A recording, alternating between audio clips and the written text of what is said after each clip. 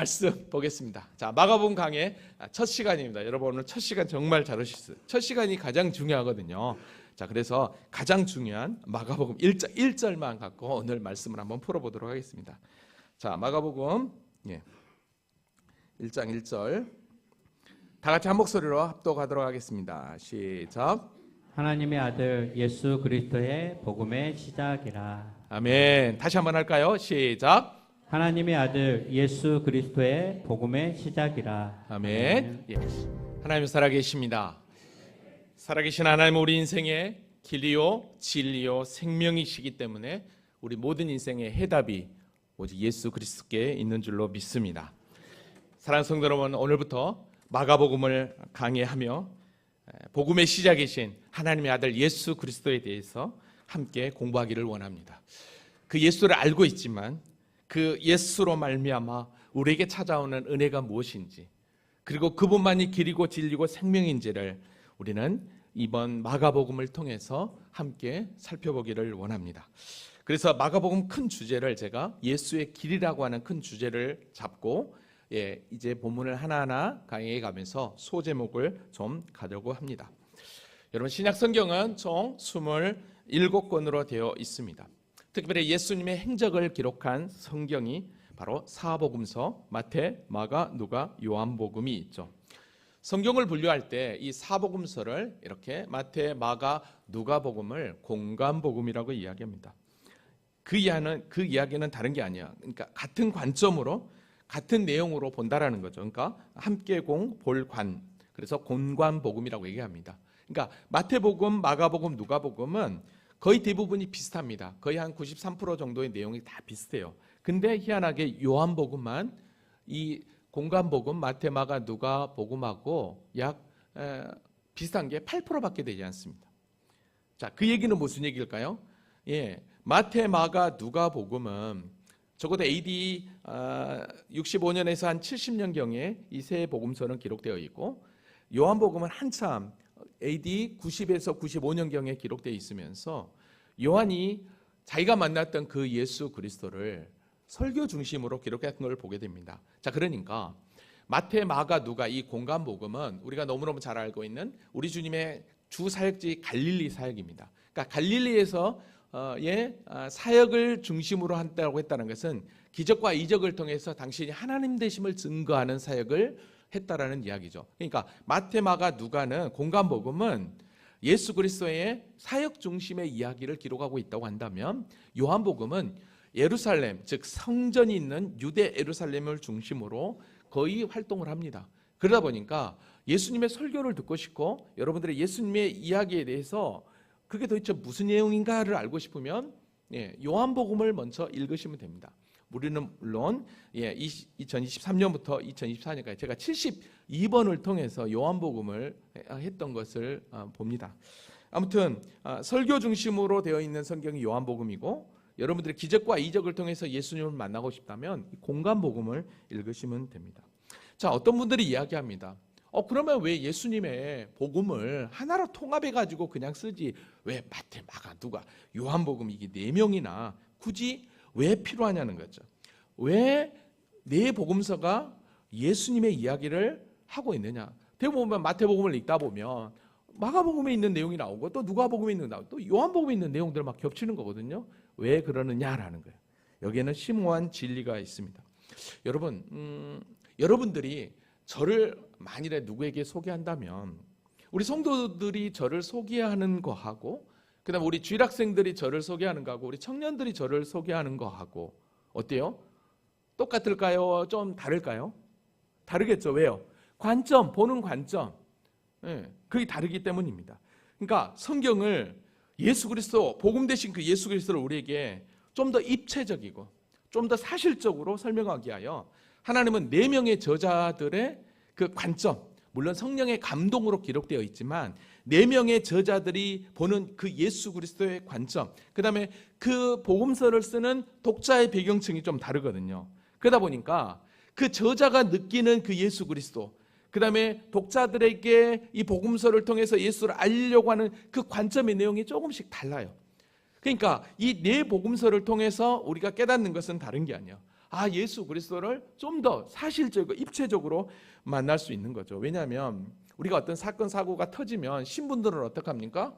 똑같은 내용이지만 너무 다른 관점으로 신문을 기록하고 있는 걸 보게 됩니다. 이런 개념으로 여러분들이 사복음서가 필요하다는 거 여러분들이 아시면 좋을 것 같습니다. 특별히 이 사복음서에는 아주 독특한 성경의 배경이 있는 것을 보게 됩니다. 특별히 이 마가복음, 마태, 마가, 누가복음은 공간복음이라고 했잖아요. 근데 이 저자, 이 스타일도 다르고요. 그 다음에 이 대상도 또 다르게 됩니다. 자, 그러다 보니까 마태복음 같은 경우는 대상이 유대인들입니다. 그러니까 유대인들을 대상으로 하니까 유대인들은 그들은 아브라함의 후손이요 다윗 왕조를 이을 메시아를 기다리는 자였거든요. 그러니까 마태복음 1장을 열자마자 어떻게 합니까? 족보가 나오는 것입니다. 우리는 정통성이 있다라고 하는 거죠. 그래서 예수 그리스도는 다윗의 혈통으로 오신 왕으로 오신 바로 메시아라는 걸 소개하기 위해서 마태복음은 1장을 열자마자 족보가 시작되고 있는 걸 보게 됩니다. 특별히 우리가 이제 오늘 공부할 마가복음은 예수님의 종으로 오셔서 섬기는 종의 모습이 잘 소개되어 있고요. 누가복음은 사람으로 오신 그 예수 그리스도, 왜냐하면 이방인 헬라인들을 대상이었거든요. 그러면 요한복음은 어땠냐? 우리가 너무나 잘 알죠. 그분은 하나님의 아들이라는 거예요. 하나님의 아들이신 그분이 메시아라는 것을 증명하는 게 바로 뭐냐면 요한복음의 특징이라고 할 수 있습니다. 그러니까 다 이런 관점으로 사복음서가 기록되어 있어요. 그러다 보니까 여러분들이 마태복음을 공부할 때 또 마가복음, 누가복음, 요한복음을 읽을 때 분명하게 느끼는 거죠.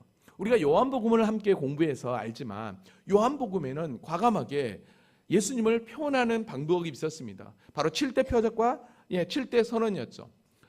가나온인 잔치부터 나사로를 살린 사건 7가지 표적, 여러 표적이 있었지만 굳이 7가지 표적을 행한 이유는 7이라고 하는 완전 충만, 이분은 하나님이라는 것, 하나님의 아들이라는, 여러분 예수님은 하나님의 아들이니까 예수님도 하나님인 거죠. 왜? 우리도 사람의 아들이니까 우리도 사람이잖아요. 그렇잖아요. 예수님도 하나님이라는 걸 증명하는 거죠. 그래서 나는 뭐뭐이다, 에고이미 용법으로 해서 7대 선언했던 것을 보게 됩니다. 자, 아무튼 이렇게 사복음서는 독특한 관점으로 복음을 설명하는데, 그러나 이렇게 복음서를 기록한 목적은 다른 게 아니었습니다. 우리가 너무너무 잘 알고 있는 요한복음 20장 31절, 오직 이것을 기록하면, 즉 성경을 기록하면, 복음서를 기록하면 뭐라고요? 너희로 예수께서 하나님의 아들 그리스도이심을 믿게 하려 하며, 성경을 통해서 누구를 믿게 하려고요? 하나님의 아들 예수 그리스도라는 걸 믿게 하려고, 또 너희로 믿고 그 이름을 힘입어 뭘 얻게 하려고? 생명, 영생을 얻게 하려 한다라는 것입니다. 아멘입니까? 그래서 우리는 말씀을 통해서 내가 어떻게 구원받은 존재인가, 나를 구원하게 하신 예수님은 어떤 분이신가를 우리는 분명하게 깨닫게 되는 것입니다. 이제 우리가 공부할 이 사복음서, 이 마가복음은 사실 제일 짧습니다. 16장밖에 되지 않습니다. 그런데 16장밖에 되지 않지만 너무나도 간결하고 완벽하게 이 예수님의 행적을 기록하고 있습니다. 여러분, 그러다 보니까 실제 예수님의 제자 마태나 그 다음에 요한, 그 다음에 나중에 이제 의사였던 누가도 이 마가복음을 토대로 해서 영향을 받아서 마태복음도 기록하게 되고 누가복음도 기록하게 되는 것을 보게 됩니다. 특별히 이 마가복음은 행적 중심이라고 그랬어요. 그러다 보니까 거의 갈릴리 사역이 거의 전부를 차지하게 되고요. 그러면서 이제 당신이 하나님의 아들 그리스도이심을 증명하게 되는 것이고, 후반부에 가가지고는 예수 그리스도의 십자가 사건, 입성에서부터 쭉 마지막 16절까지 고난의 이야기를 한참 이야기하고 있는 것을 보게 됩니다. 자, 이런 걸 보면 이 마가복음을 통해서 예수님을 소개하려고 하는 이 마가의 관점을 보면 철저하게 예수님의 사역을 통해서 당신이 하나님의 아들 구세주라는 것을 우리에게 보여주고, 그분은 종으로서 고난을 통해 우리의 구원을 완성하셨다라고 하는 사실을, 이 두 가지 확실한 사실을 분명하게 증명하고 있는 것을 보게 됩니다. 자, 그러면 이 마가복음을 기록한 이 마가는 도대체 누구냐는 거예요. 여러분, 마가는 예수님의 12제자가 아닙니다. 그럼에도 불구하고 이 마가가 예수님의 제자가 아닌데도 불구하고 예수님의 이야기인 복음을, 이 복음서를 기록했다라는 거예요. 이걸 보면 얼마나 이 마가가 말씀을 듣고 연구하고 그렇게 수고했는가를 알게 돼요. 실제 마태는 예수님의 제자였어요. 요한도 예수님의 제자였어요. 그러니까 예수님과 동고동락하면서 예수님을 통해서 들었던 이야기, 그 다음에 실제 현장에서 보면서 느꼈던 걸 기록했거든요. 근데 마가는 전혀 그렇지 않거든요. 그럼에도 불구하고 그가 예수님의 복음의 이야기를 완벽하게 멋지게 기록했다라고 하는 것은 여러분, 그가 얼마나 그 복음에 대한 이야기를 분명하게 듣고 그리고 그것을 이해하고 그리고 그걸 통해서 다시 한 번 더 기록으로 남김으로 독자들에게 분명하게 뭔가를 이야기하고 싶었다라는 것입니다. 오늘은 그래서 우리가 말씀을 듣는 게 얼마나 중요하고 또 그 말씀을 통해서 우리의 믿음을 세우는 게 얼마나 귀한 일인가를 좀 살펴보려고 합니다. 여러분, 성경에서요, 마가가 처음 등장하는 곳이 있습니다. 그게 어디냐면 사도행전 12장 12절입니다. 같이 한번 읽어보겠습니다. 자, 시작. 깨닫고 마가라는 요한의 어머니 마리아의 집에 가니 여러 사람이 거기에 모여 기도하고 있더라. 예, 마가라는 요한의 어머니라고 했어요. 마가라는 요한. 그러니까 마가하고 요한은 똑같은 거예요. 여러분, 마가는 헬라식 이름이고 요한은 히브리식, 유대식 이름입니다. 마치 우리가 잘 아는 대로 사울은 히브리식 이름이고 바울은 헬라식 이름인 것처럼, 로마식 이름인 것처럼. 예, 그래서 우리가 흔히 이야기할 때 사울은 예수 믿기 전이고 바울은 예수 믿고 난 후라는 표현이 있는데 그거는 사실 그냥 설명하기 위해서 그러는 거지 히브리식 이름과 로마식 이름이 그렇게 차이가 있는 거예요. 그러니까 성경에서 마가 요한 우리는 이렇게 또 부를 수도 있어요. 왜? 마가라는 요한이니까. 자, 여러분 여기서 잘 보면 지금 이 본문의 이 배경이 어디냐면 예수님의 첫 제자인 야고보가 헤롯에 의해서 순교를 당합니다. 그러다 보니까 베드로를 이 헤롯이 옥에 가둬요. 이때 온 성도가 기도를 할 때입니다. 베드로가 옥에 갇혔을 때. 근데 기도할 때 그들이 어디에 모여서 기도했냐면 마가라는 요한의 어머니 마리아의 집에 가니 여러 사람이 거기에 모여 기도하더라. 여기서 모여 기도했다. 이게 곧 어디냐 바로 우리가 너무너무 잘 알고 있는 마가의 다락방이라는 곳입니다. 마가의 다락방 하면 우리가 떠오르는 게 있죠. 예, 오순절 성령 강림이 임했던 120문도가 함께 기도했던 그 자리입니다. 이곳이 바로 마가의 다락방이라고 추정되는 곳입니다. 사실 다락방 하면 우리 생각으로는 집 기퉁이에 있는 조그만 창고 같은 방이라고 생각하겠지만 이들이 이야기하는 다락방은 그런 개념이 아닙니다. 여기서 여러분 120명이 모였다고 한다면 우리 교회 절반 정도 되는 크기의 아주 공간이라고 할 수 있겠죠. 그러니까 마가의 집은 이런 엄청난 큰 공간을 가지고 있었다. 그리고 이렇게 초대교회에 기도처를 제공했다. 어쩌면 이곳이 예배의 당으로서 사용될 수 있었던 거죠. 그러면 마가의 집은 부자였을까요? 가난했을까요? 네, 부자였습니다. 부유한 가정에서 태어났습니다. 그러니까 부유한 가정에서 태어났기 때문에 뭔가 그에게는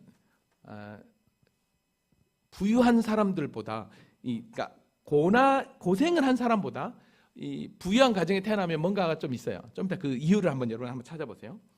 자, 그러면 이 마가는 좀 부유한 가정에 태어났는데 그러면 이 마가가 처음 등장하는 곳이 어디냐는 거예요. 어디에서 등장하느냐는 거예요. 자, 그러면 마가를 제가 한번 찾아보도록 하겠습니다. 사도행전을 보면 7장에서 스데반 순교를 하게 됩니다. 그리고 8장에서 교회가 스데반 순교 이후에 사울이 교회를 잔멸하려고 하는 그런 상황 가운데서 뿔뿔이 흩어지게 됩니다. 그래서 성도들이 흩어지면서 빌립은 사마리아에 가서 복음을 전하게 되고 무명의 그리스도인들이 어디까지 가냐면 저 이방인 땅 수리아에 있는 안디옥이라고 하는 곳에 가서 복음을 전하면서 그 지역에 교회가 생기게 됩니다. 여러분, 그러니까 교회가 생기니까 어떤 일이 발생할까요? 예루살렘 모교회가 여기서 흩어지던 사람이 이방인의 그 땅인 수리아에 교회가 생겼어? 성도들이 있단 말이야? 라고 하면서 누구를 파송을 하냐면 바나바를 안디옥 교회에 파송을 하게 됩니다. 위도자라고 하는 바나바를 파송을 하게 되죠. 자, 바나바를 이 수리아 안디옥 교회로 파송하면서 이 바나바가 누구를 알고 있었냐면 사울을 알고 있었거든요.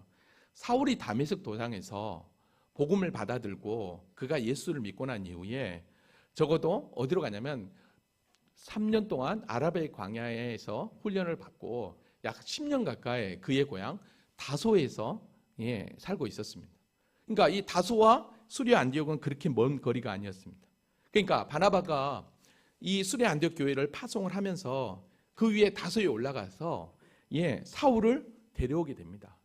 바울을 데려온 거죠. 그래서 바울과 함께 1년 동안 이 수리아 안디옥 교회를 목회를 하게 됩니다. 공동 목회를 하게 되는 거죠. 여러분, 그러니까 여러분, 바나바와 바울이 함께 목회하는 이 안디옥 교회가 얼마나 부흥성장했겠습니까? 자, 그런데 이때 어떤 일이 생기냐면 사도행전 11장에 가보면 이때 아가보라고 하는 선지자들이 예루살렘 교회에서 이 수리 안디옥 교회를 온 거예요. 왔는데 아가보가 예언을 하게 되는데 천하의 흉년이 진짜 들 거다. 이 지역이 흉년이 들어서 어려움이 당할 거다라고 했는데 진짜 로마의 황제 글라우디 황제 때 그렇게 되어버립니다. 여러분, 그러니까 여러분 어떻게 하겠습니까? 이 바나바와 바울이 목회했던 이 수리아 안디옥 교회, 우리가 지금 우리가 어느 정도 교회가 규모가 되니까 어려운 교회를 돕는 이 사랑의 헌금을 한 것처럼, 예루살렘 모 교회가 지금 흉년으로 어려움을 당하고 있는데 우리가 이래서는 안 되겠다. 우리도 헌금을 모으자 해가지고 구제 헌금을 모으게 됩니다. 사랑의 헌금을 모으게 되는 거죠. 그래서 바나바와 바울을 어떻게 합니까? 예루살렘 모 교회로 보내게 됩니다. 자, 그러면 헌금을 전달하고 잘하고 사랑을 실천하고 왔어요. 그러면 다시 이제 헌금을 전달하고 수리아 안디옥 교회로 와야 되잖아요. 오려고 할 때 어떻게 하냐면 이때 마가라는 요한, 아까 보았던 마가의 다락방, 그죠? 그 어머니 마리아의 아들인 마가라는 요한을 데리고 바나바가 이 수리아 안디옥 교회로 오게 됩니다. 근데 보니까 이 마가가 누구였냐면 골로새 정보에 의하면 바나바의 생질이었습니다. 그러니까 조카였던 거죠. 그러니까 누님의 아들을 데려온 거예요. 자, 그러면 이렇게 생각할 수 있겠죠.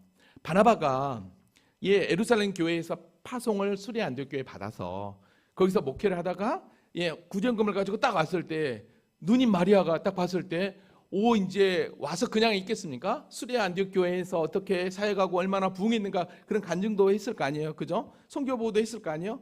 그러니까 이 마리아가 생각할 때, 야, 너 우리 아들 마가 좀 데려가가지고 좀 목회를 가르치는 사람 좀 만들어. 아마 그랬던 것 같아요. 이건 제 생각이에요. 그랬던 것 같아요. 야, 너 삼촌 좀 따라가서 좀 배워. 그랬던 것 같아요. 그러니까 어떻게 합니까? 자, 마가를 데리고 오게 됩니다. 자, 와가지고 딱 왔는데 사도행전 13장에 가보면 어떤 일이 발생하냐면 갑자기 하나님께서 성령께서 바나바와 사울을 따로 세우도록 합니다. 이 얘기는 무슨 얘기냐면 선교사로 파송하라는 것입니다. 그러니까 이 수리아 안디옥 교회가 성령의 뜻을 쫓아서 이 바나바와 바울을 어떻게 합니까? 선교를 보내게 됩니다. 선교사로 파송하게 됩니다. 저는 우리 교회가 단독 선교사를 파송하는 은혜가 임하기를 원합니다. 아멘. 그래서 실제 단독 선교사를 파송해서 그곳에 하나님의 교회를 세우는 어디 교회, 영암 중앙교회 그렇게 딱 뒤에 붙으면 얼마나 은혜가 되겠습니까? 아멘. 그죠? 파송을 하게 됩니다. 그러니까 수리아 안디옥 교회도 대단한 거죠. 물론 여기에 함께했던 믿음의 형제들이 많이 있었지만 그래도 교회의 기초를 세웠던 바나바와 사울을 선교사로 파송한다는 건 정말 어려운 결단입니다. 근데 성령의 뜻을 쫓아서 파송을 하게 됩니다. 자, 그래서 이들이 어디로 가냐면 1차 선교 여행 첫 번째 여기 보면 구브로라고 보이죠? 구브로로 가게 됩니다. 이 구브로가 어디냐면 이 바나바의 고향이었습니다. 그러니까 바나바가 자기 고향 구브로를 1차 선교 대상으로 삼은 것입니다. 근데 이때 이 1차 선교를 떠날 때 이때 누구를 데리고 가냐 하면 요한을 수행원으로 두었다라 그러죠. 이게 바로 마가 요한입니다. 그러니까 마가를 바나바가 어떻게 합니까? 선교를 데려간 거예요. 구브로로 함께 이동을 한 것입니다. 여러분, 그러면서 어떻게 합니까? 선교에 함께 동참을 했습니다. 자, 근데 문제는 이 구브로에서 지도에 보는 대로 이 밤빌리아에 도착하게 됩니다. 이 밤빌리아의 버가에 도착하면서 어떻게 되냐면 이 요한이 그만 어디로 가버립니까? 예루살렘으로 돌아가 버립니다. 왜 돌아갔을까요? 힘들었어요. 그죠? 힘들어서 도망가요. 고생을 안 해본 거예요. 왜요? 너무 부잣집에서 살았거든요. 이게 너무 힘든 거예요. 그 다음에 이 밤빌리아에서 수리아 안디옥 교회 이쪽으로, 이 비시디아 안디옥 쪽으로 넘어가려면 거기가 토로스 산비라는 곳이 있는데 그게 2,000에서 3,000m 정도 높은 그런 지역이에요. 지금은 터널이 뚫려서 이렇게 가게 되는데 그 당시에는 여기에 강도 위험이라는 데 그런 게 너무 많은 거예요. 쭉 위로 가려고 한다고 하니까 겁이 났던 거죠. 고생을 안 해본 마가가 도저히 삼촌을 따라갈 수 없는 거죠. 그래서 그냥 돌아가 버립니다. 향수병에도 할 수도 있고. 그 다음에 이제 또 여러 가지 설이 있는데 그 한 가지가 또 뭐냐면, 여러분 지금까지 선교 수리아 안디옥 교회를 든든히 세우고 1차 선교 여행을 시작할 때 누가 주도권을 가지고 있었냐면 바나바가 주도권을 잡고 있습니다. 삼촌이. 근데 어느 순간에 오늘 여기 13절 봐보세요. 바울과 및 동행하는 사람들이 바보를 떠나요. 이 수리아 이 구브로에서 바보에서부터 갑자기 바나바가 이제 뒤로 빠지고 바울이 앞서게 됩니다. 이제 주도권이 바울이 지게 되는 거예요. 이것 때문에 마가가 뭐야, 나 삼촌 따라왔는데 이제 바울 싫은데 하고 이렇게 갔다라고도 표현을 합니다. 아무튼 어떻게 되든 간에 너무 힘들었기 때문에 그만 돌아가 버렸습니다.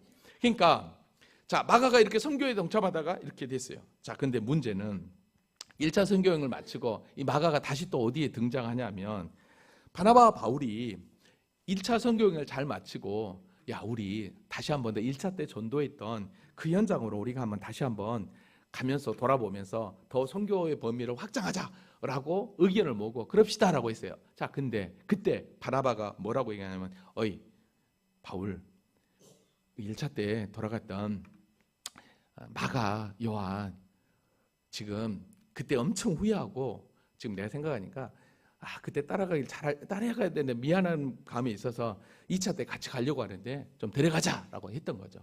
여러분, 그러면 어떻게 할까요? 여러분 같으면, 저 같았으면 어떻게 했을까요? 할렐루야. 왜냐면 혼자 하는 것보다 낫잖아요, 그죠?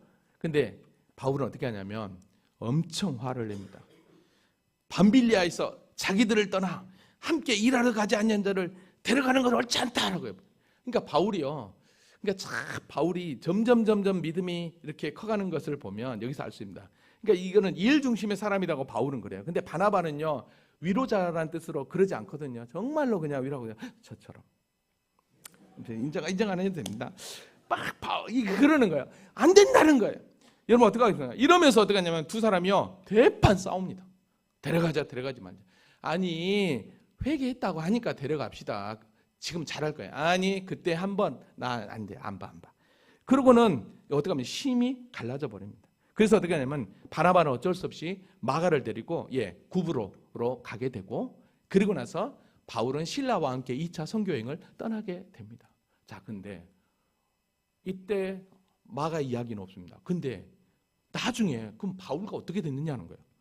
나중에 바울이 3차 전도여행을 마치고 로마에 가서 로마 감옥에 2년 동안 갇혀 있을 때 옥중 서신이 4권이 써지게 되는데, 그때 빌레몬서에 마가가 나옵니다. 뭐라고 얘기했냐면, 또한 나의 동역자 마가, 아리스다고, 데마, 누가가 문안하느니라. 지금 뭐예요? 감옥 안에 누가 갇혀 있는 거예요? 마가가 있었던 거예요. 그러니까 어느 순간에 언제인지 모르지만 이 마가가 바울과 화해를 하고 이 바울을 돕는 멋진 동역자의 길을 걸어가고 있었다는 것입니다. 그러니까 정말 바울과 마가의 관계가 회복이 된 거죠. 더 나아가서는 어떤 일이 있었냐면, 디모데후서는 마지막 바울이 2차 로마 감옥에 갇혔을 때 쓴 편지거든요. 마지막 유언과도 같은 편지예요. 근데 이 디모데후서에 이 디모데에게 이걸 부탁해요. 누가만 나와 함께 있느니라. 내가 올 때 마가를 데리고 오라. 그가 나의 일에 유익하는 마가를 좀 데리고 오라는 거예요. 마가 보고 싶다라는 거예요. 여러분, 그러니까 이 마가 보고 싶다라는 것은 지금 사실 여러 정황으로 살펴볼 수 있지만 바울은 마가에 대해서 너무 미안했던 거죠. 사실 2차 때 안 데려갔던 것도 있겠죠. 그러면서 더 복음에 대해서 더 해주고 싶었던 그런 내용이 있었던 것입니다. 자, 그러면서 어떻게 합니까? 내가 올 때 마가를 데리고 오라고 했던 거예요. 자, 그리고 나서 이 마가가 어디에 또 등장하냐면 베드로와 함께 사역했던 현장이 나옵니다. 베드로전서 5장 13절에 보면, 택하심을 받은 바벨론에 있는 교회가 너희에게 문안. 바벨론에 있는 교회는, 바벨론 여기는 로마를 의미해요. 로마에 있는 교회가 너희에게 문안하고 내 아들 마가도 그리하느냐. 내 아들 마가라. 베드로가 마가를 뭐라 불러요? 내 아들이라고 불러요.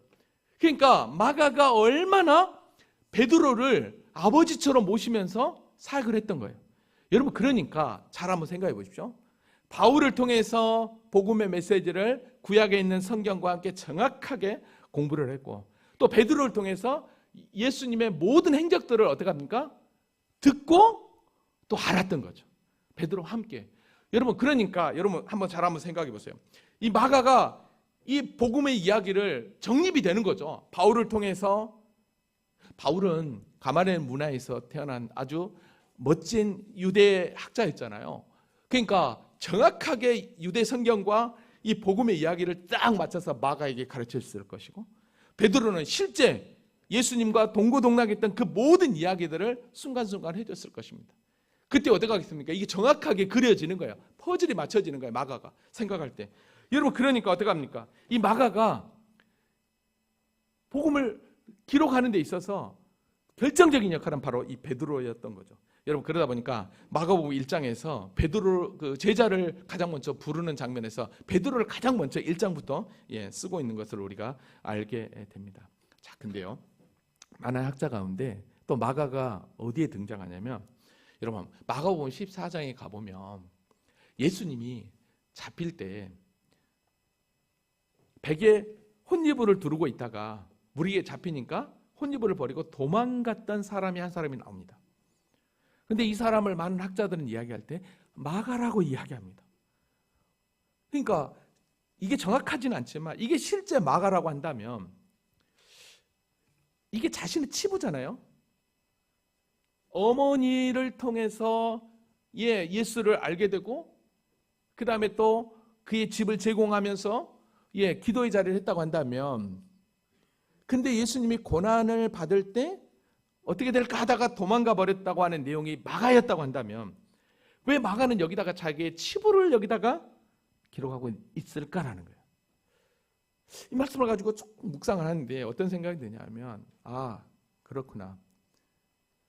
복음을 몰랐을 때는 그가 선교회에서 중간에 힘들다고 돌아가 버리기도 하고 그런 상황이었지만, 다시 한 번 더 진짜 예수 십자가 복음을 만나고 나니까 나를 구원하게 오신 하나님의 아들 그 예수 그리스도를 인격적으로 만나다 보니까 자신의 치북을 분명하게 드러내면서 내가 이런 존재였다고, 나는 이런 존재였다고, 근데 지금 내가 이렇게 마가복음을 기록할 정도로 그렇게 하나님 앞에 부끄럽지 않는 존재로 세웠다는 것을 저는 확인하고 싶어서, 그런 것들을 보여주고 싶어서 자신의 치부를 여기다가 기록하지 않았나라고 생각을 해봅니다.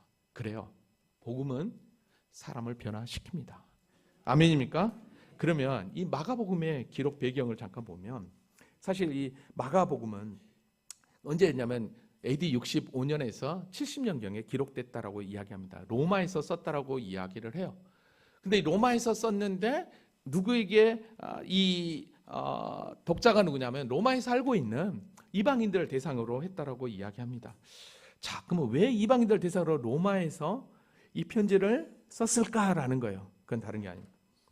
여러분, 이 당시는 네로 황제, 그러니까 로마에 가장 기독교인들을 학대했던 황제가 두 명 있는데, 하나는 네로, 그 다음에 도미티안 황제입니다. 도미티안은 요한계시록을 쓸 그 당시예요.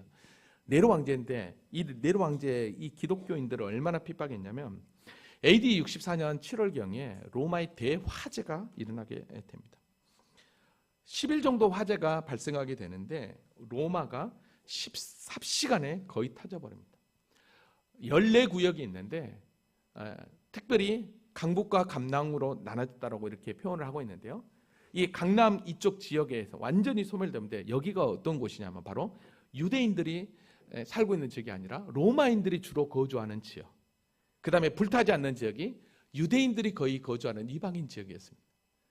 자, 그런데 사실 이 불은 이 네로가 아주 냈다라고 얘기하죠. 정확하진 않지만 이게 원성이 나니까 이 네로가 그만, 이 불은 누가 냈느냐?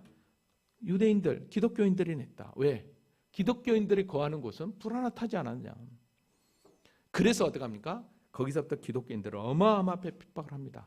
우리가 너무나 잘 아는 대로 콜로세움과 같은 곳에 기독교인들을 가둬놓고 사자밥이 대기하고 화형의 장으로 불을 지르면서 그들을 핍박했던 것을 보게 됩니다. 자, 이런 상황이에요. 이런 상황 가운데서 바울이 마가가 여러분 신앙을 지킨다는 것, 지금 바울을 통해서 베드로를 통해서 복음의 이야기를 듣고 분명하게 자신이 어떤 존재인지를 알았는데, 근데 이런 엄청난 핍박이 찾아오니까 어떤 일이 생기냐면, 히브리서도 이쯤에 기록되어서 히브리서도 거의 비슷한 그런 배경이 있는데, 유대인으로 귀의를 해버리고 예수를 떠나버리는 것입니다. 너무 핍박이 심하니까. 이걸 보고서 이 마가가 어떤 생각을 했겠냐는 거예요. 내가 만난 그 예수, 내가 직접 보지 못했지만 바울을 통해서 베드로를 통해서 만난 그 예수의 그 복음이 실제가 되었기 때문에 견딜 수가 없었던 것입니다. 그래서 유대교로 귀의해버리고 그 다음에 신앙을 포기하는 그들을 외면할 수가 없어서, 그래서 고난당하고 있는 그들에게 우리를 구원하신 그분은 바로 이분이다. 바로 그분은 하나님의 아들이다. 그분이 바로 우리에게 굿뉴스 복음이다. 그래서 급하게 편지를 쓴 거예요. 근데 놀라운 사실은 급하게 편지를 썼지만 이 편지가 16장밖에 되지 않지만 이 마가복음은 예수님의 이야기를 분명하게 드러냅니다. 그러니까 여러분 봐보세요. 다른 복음서하고 다르게 바로 하나님의 아들 예수 그리스도 복음의 시작이다라고 하면서 예수님의 사생의 이야기 하나도 없습니다. 누가복음이나 마가복음 어떻게 태어났는가 그런 얘기들이 있거든요. 근데 여기서부터는 바로 시작이 돼요. 바로 시작이 돼서 설명을 하고 있는 것을 보게 됩니다. 그러니까 마가는 유대인들은 예언에 좀 관심이 있어요. 하나님의 말씀. 그 다음에 헬라인들은 철학에 관심이 있었거든요. 근데 이방인들은 율법이나 어떤 철학보다는 행동, 좀 어떻게 막 좀 빨리 우리하고 아마 똑같았던 것 같아요. 그러다 보니까 이 마가복음을 쓸 때 상당히 행동 중심으로 많이 썼습니다. 그러다 보니까 즉시, 곧 그런 내용을 많이 써요. 그런 부사를 많이 쓰는 이유는 뭐냐면 예수님이 즉시 가서 고쳐줬다. 예수님이 곧 갔다. 그 얘기인 것처럼 너희들 우리 주님 다시 오시고 그 다음에 우리에게 어려움에 당할 때 주님 앞에 기도하면 곧 주님이 찾아오신다. 곧 주님이 우리를 도와줄 거다라고 하는 그런 확신찬 가운데 이 즉시나 이 곧이라고 하는 부사를 써가면서 이거를 급박하게 복음의 얘기를 바로 증명합니다. 그러니까 다른 복음서 같은 경우는 아람어가 기록되어 있거든요. 근데 사실 이 마가는 헬라어를 너무 잘했어요. 그러다 보니까 헬라어로 풀어서 이렇게 설명하는 걸 보게 됩니다. 보아너게는 다른 복음서는 근데 우리의 아들로, 달리다꿈은 여기서는 달리다꿈 안 하고 마가는 소냐 일어나 풀어서 이렇게 썼던 거예요. 자, 그러다 보니까 많은 학자 가운데 이런 얘기를 합니다. 마가가 베드로를 이렇게 대동을 할 때 베드로는 히브리어를 잘했고 마가는 헬라어를 잘했기 때문에 베드로의 통역관으로 마가가 같이 했다라고 어떤 학자는 또 이렇게 이야기하고 있는 것을 보게 됩니다. 자, 그러니까 16장밖에 되지 않는 성경이지만 그러나 뒷부분에 가서 정말 예수가 어떤 분이신지, 그러면서 마가복음의 가장 핵심 사상이 뭐냐면 바로 섬김, 제자도거든요.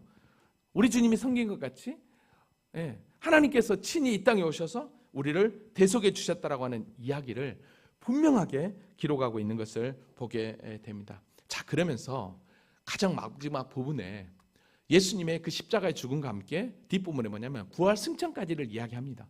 왜 부활 승천까지 여기를 기록하고 있냐면 다른 게 아닙니다. 십자가 사건이 있었지만 그러나 우리 주님은 다시 부활하고 그 다음에 영원한 영광 안에 들어갔다라고 하는 걸 보여주면서 지금 우리가 고난 가운데 있다 할지라도 그러나 끝까지 믿음을 지키면 종국에는 우리도 어떻게 합니까? 그 영원한 나라, 그 천국에 들어갈 수 있을 거라고 하는 확신을 여기서 심어주고 있는 것을 보게 됩니다. 여러분, 이걸 보니까 참 이 마가는 아무튼 대단해요. 어떻게든지 예수 그리스도를 믿게 해서 배도하지 않고 주님을 버리지 않고 끝까지 주님을 섬기도록 하려고 하는 모습. 그러니까 아까도 얘기했지만 예수님의 사생에는 거의 없어요. 바로 1절에서 하나님의 아들 예수 그리스도 복음의 시작이라고 딱 얘기해 놓고 2절부터는 바로 선지자 이사야를 통해서 세례 요한을 등장하면서 바로 복음의 메시지를 증거하고 있는 걸 보게 됩니다. 자, 근데 여러분 그거 아세요? 하나님의 아들 예수 그리스도 복음의 시작이라고 일정을 열었지만 원어를 보면 70인역을 보면 아르케투 요한겔리우 복음의 시작이라는 글이 가장 먼저 기록되어 있어요. 이게 바뀌었어요. 해석이 되면서 여기서 아르케라고 하는 것, 이건 시작이거든요. 근데 이 아르케라고 하는 이 헬라어 시작이 어디에 성경에 가장 먼저 나오냐면 창세기 1장 1절 태초에, 이게 이제 베르시트인데 히브리어는 이거를 헬라어로 번역하면 아르케예요. 시작이에요. 그러니까 복음의 시작이, 즉 하나님의 아들 예수 그리스도의 그 복음의 시작이 창세기 1장 1절 태초에 그 시작이라고 하는 단어를 똑같이 쓰는 이유는 다른 게 아니에요. 죄로 말미암아 죽을 수밖에 없는 우리에게 복음 대신 하나님의 아들 예수 그리스도가 이 땅에 오셔서 우리를 다시 재창조하여서 하나님의 구속에 이르도록 할 거라고 하는 심오한 진리가 여기에 있는 것을 보게 됩니다. 왜냐하면 로마서 5장 17절에 한 사람의 몸대로 사망이 왔지만 한 분 예수 그리스도로 우리에게 생명이 왔다는 것을 분명하게 이야기하죠. 그래서 마가복음 외에는 다른 복음서에서는 어떡합니까? 복음의 이야기를 가장 먼저 이야기를 하지 않아요. 그러니까 마가는 복음에 대해서 바로 하나님의 아들 그리스도라고 선포하면서 그분이야말로 길과 진리와 생명이다라고 우리에게 이야기하고 있다라는 것입니다. 아멘입니까? 여러분, 복음의 시작. 복음이 무엇입니까? 복음은 그 당시에 로마에게 있어서 유앙겔리오는 황제의 성명서와 같은 거였습니다. 즉 황제의 침략 정복이나 성취를 대중에게 알리기 위하여 발해한 목적으로 보낸 게 바로 뭐냐면 유앙겔리온 복음이었습니다. 즉 전쟁에서 승리했다는 소식, 그게 바로 유앙겔리온 복음이었어요. 자, 근데 마가복음 1장 1절에서는 뭐라고 얘기합니까? 그게 복음이 아니라는 것입니다. 하나님만이, 예수 그리스도가 복음이라는 것입니다. 그분이만이 우리의 진정한 구주라는 것을 먼저 선포하고 있는 것입니다. 그러니까 고난 가운데 있는, 로마에서 고난 가운데 있는 성도들에게 이분이야말로, 예수 그리스도야말로 진정한 우리에게 있어서 굿뉴스 복음이다. 유앙겔리온이다. 이분이야말로 우리를 구원할 자시다. 여러분, 사도 바울도 분명하게 로마에서 그랬습니다. 이 복음은, 그랬어요. 이 복음은 쭉 이야기하면서 4절 하반절에 곧 우리 주 예수 그리스도시다라고 분명하게 이야기하고 있는 것을 보게 됩니다. 그래서 사도 바울도 로마서 1장 16절에 내가 복음을 부끄러워하지 아니하노니 이 복음은 모든 믿는 자에게 구원을 주시는 하나님의 능력이다라고 이야기를 합니다. 하나님의 아들 그리스도, 어쩌면 이 복음의 시작이라고 하는 하나님의 아들 그리스도라고 하는 이 고백은 어쩌면 베드로를 통해서 들었던 주는 그리스도셔서 살아계신 하나님의 아들입니다라고 하는 그 신앙 고백에서 마가는 분명하게 감동을 하고 첫 예수 그리스도의 사역을 시작했던 걸 보게 됩니다. 복음의 시작이다. 복음, 영어로 뭐죠? 굿뉴스입니다. 복된 소식입니다. 여러분, 이 복된 소식은 예수 그리스도의 탄생과 함께 이미 천사들을 통해서 우리에게 나타내 보였습니다. 큰 기쁨의 좋은 소식, 굿뉴스, 복음입니다. 그게 뭐예요? 너희를 위하여 구주가 나셨으니 곧 그리스도 주시니라. 여러분, 이사야서 선지자도 우리에게 분명하게 이야기를 하고 있습니다. 이사야서 41장 29절 내가 비로소 시온에서 너희는 이제 그들을 보라 하였노라. 내가 기쁜 소식을 전할 자를 예루살렘에 주리라. 라고. 기쁜 소식을 전할 자, 기쁜 소식, 굿뉴스, 복음의 주제이신 예수 그리스도이십니다. 자, 그러면 오늘 저와 여러분이 진짜 하나님의 아들 예수 그리스도의 그 십자가의 복음을 알고 여전히 우리가 변화되지 않는 이유가 뭘까요? 왜 하나님 앞에 참 믿음 가운데 달려가지 않는 이유가 뭐겠냐는 거죠. 여러분, 히브리서 4장 2절은 이렇게 이야기합니다. 그와 같이 우리도 복음 전함을 받은 자이나 들은 바 그 말씀이 그들에게 유익하지 못한 것은 듣는 자가 믿음과 결부시키지 아니함이라. 믿음과 결부시키지 않는다는 거예요. 여러분들에게 있어서 예수 그리스도가 실제가 되고 그분이 하나님의 아들이시고 그분이 나를 구속하셨고 그분이 나를 생명을 지옥에서 천국으로 이끌었다고 하는 이 분명한 복음의 확신을 얻는다면 우리는 어떻게 살아야 되겠냐는 거죠. 여러분, 마태복음 13장에 보면 천국은 밭에 감추인 보화를 발견하고 모든 소유를 팔아 예, 그 밭을 샀다라고 그랬습니다. 그건 뭘까요? 그 정도로 값어치 있는 거예요. 그 정도로 투자할 만한 게 바로 무엇입니까? 복음입니다. 예수 그리스도라는 거죠.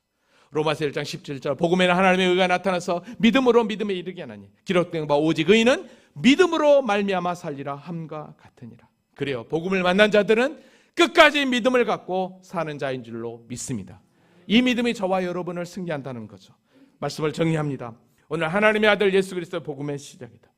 마가복음은 로마 제국의 그 심한 박해 가운데 있는 이방인 그리스도인들에게 진정한 주님은 황제의 성명서, 황제가 아니라 오직 하나님의 아들 예수 그리스도라는 것을 분명하게 증명하고 그 어떤 환난이 오고 핍박이 와도 결코 흔들리지 말고 우리에게 부활의 승리를 주신 그 주님의 그 승리가 곧 우리의 승리임을 이 마가복음을 통해서 분명하게 가르쳐주면서 고난을 잘 이겨내라고 끝까지 믿음으로 승리하라고 이 편지를 쓰고 있는 줄로 믿습니다.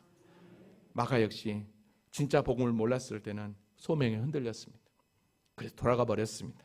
그러나 어느 순간 그가 주님을 인격적으로 만나고 난 이후부터는 그의 삶이 바뀌어졌고 그리고 그 누구보다도 예수님의 제자보다도 먼저 예수 그리스도의 십자가 복음을 증거하는 마가복음을 기록했다라는 사실, 여러분 얼마나 우리에게 많은 도전을 줍니까? 오늘 저와 여러분이 이번 주부터 시작되는 이제 마가복음 강해를 통해 얼마나 몇 시간 할지 저도 잘 모르겠습니다. 성령께서 이끄시는 대로 귀한 말씀을 준비할 테니까 진짜 복음 되신 예수 그리스도를 만나서 우리에게 생명을 주신 그 주님을 바로 믿고 바로 알아서 진짜 그리스도인답게 멋진 믿음의 삶을 사는 우리 모두가 될 수 있기를 주님의 이름으로 기도합니다. 우리 다 같이 자리에서 일어나시겠습니다.